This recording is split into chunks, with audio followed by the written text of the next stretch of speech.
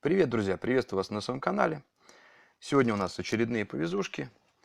И сегодня я хочу связать с вами свою очередную муху из моей коробки. Как видите, это щучья муха. Я ей дал название, это White Green Killer. И название это неспроста, она реально ловит щуку весь сезон. Реально весь сезон. И зимой, и летом. Вот. И поэтому, наверное, я хочу с вами ей сегодня поделиться. И я ее вяжу в разных вариантах. Вот, например, как это у меня большая огромная муха в 25 сантиметров, связана на 2 крючках. Эта муха очень подвижная, объемная, большая. Вот.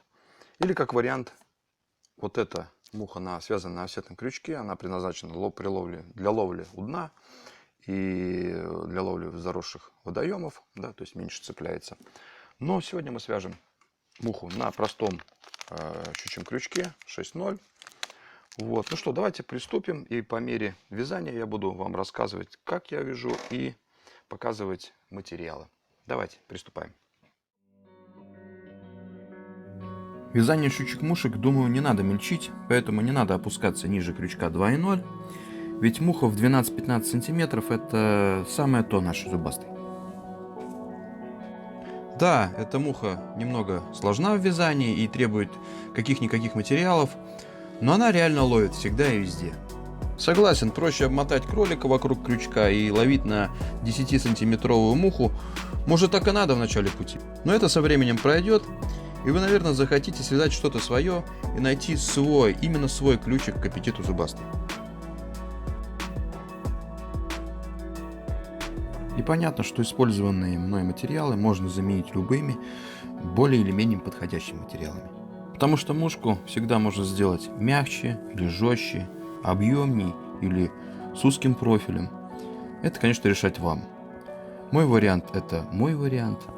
Вы можете всегда сотворить что-то свое, меняя материалы в своей мушке. Но, пожалуй, дам вам совет. Используйте больше в своих мухах флуоресцентные материалы. Это улучшит ваши уловы и не только щуки.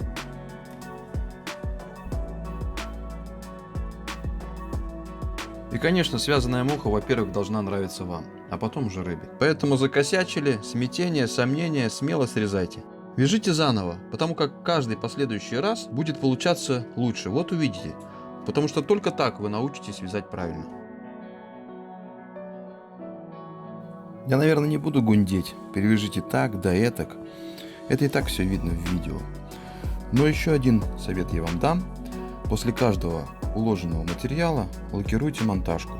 Муха просто дольше проживет. Напоследок скажу. Пробуйте ловить щуку нахлыстом и получите море эмоций. Надеюсь, видео вам понравится и вы узнаете для себя что-то новое.